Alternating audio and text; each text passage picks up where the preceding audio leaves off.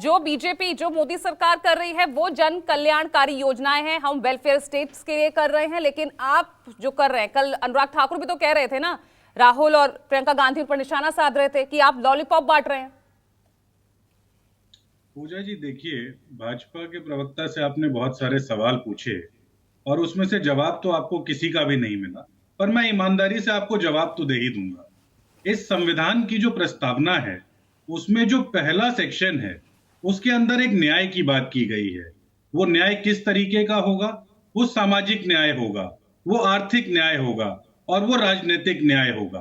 तो जब सामाजिक और आर्थिक न्याय की बात होती है तो ये जो सरकार जिसको चुना जाता है उसका सबसे पहला दायित्व यही होता है कि उस पंक्ति में खड़े जो आखिरी आदमी की जरूरत है उसको पूरा करने के लिए, उसको अगर किसी तरीके की सहूलियत देने के लिए उसे अपना खजाना खोलना होगा तो वो करना पड़ेगा। और देखिए, ये तो पूरी दुनिया का मॉडल है।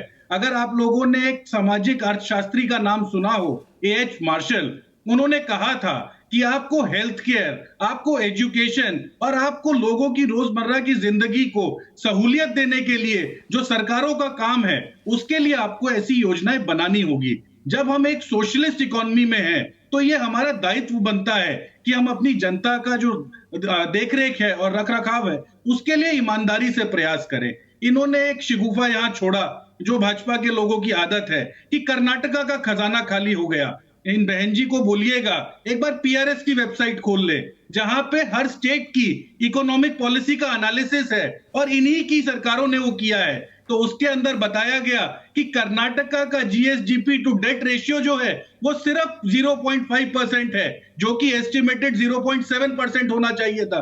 एक सरकार जो 55,000 करोड़ के कर्जे को 1.5 लाख करोड़ के ऊपर ले गई है, वो कर्नाटका के बारे में कह रही है जो अपने फिस्कल पैरामीटर्स में सबसे अच्छा परफॉर्म करती है। तो ये हास्यास्पद स्थिति है।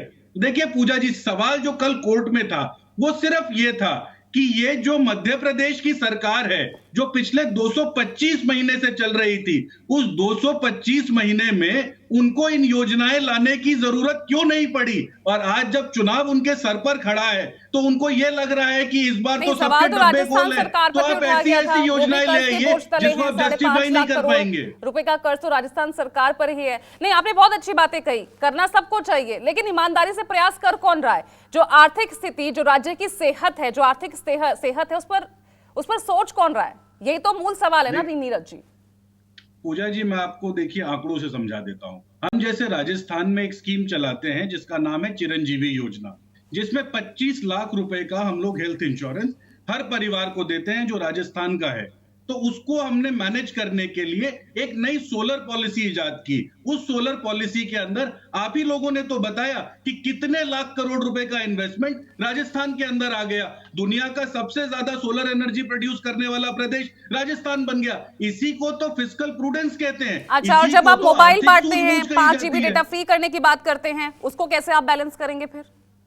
देखिए पूजा जी, मैं आपको एक और उदाहरण देता हूं। आपको 2019 में याद होगा, कांग्रेस की सरकार ने अपनी मैनिफेस्टो में एक न्याय स्कीम की बात की, जिसमें हमने कहा कि हम 72,000 रुपए हर परिवार को देंगे जो आर्थिक स्थिति के लिए उसकी जरूरत है। तो हमने उसका एक ब्लूप्रिंट दिया, हमने एक व्हाइट पेपर पेश किया, कंसल्टेशन की। हम लोग इनकी तरह रात को 8 बजे प्रकट होकर ये नहीं कह देते हैं कि आज ये बंद हो जाएगा और आज ये चालू हो जाएगा। हमारे यहां पर हम तो इस बात के भी पक्षधर हैं कि सुप्रीम कोर्ट कहे कि मैनिफेस्टोज जो हैं वो लीगल बाइंडिंग डॉक्यूमेंट बने। आप अगर कोई प्रॉमिस करते हैं, अगर आप पूरा नहीं करते हैं तो उस राजनीतिक पार्टी के ऊपर केस चले। हम तो इस बात के भी पक्षधर हैं, क्योंकि हमारे यहाँ पर आधी पकाई खीर नहीं खिलाई जाती। हम लोग हर चीज की तैयारी करके लोगों के सामने जाते हैं। सुप्रीम कोर्ट की भी लाचारी दिखी ना, जब सुप्रीम कोर्ट ये कहे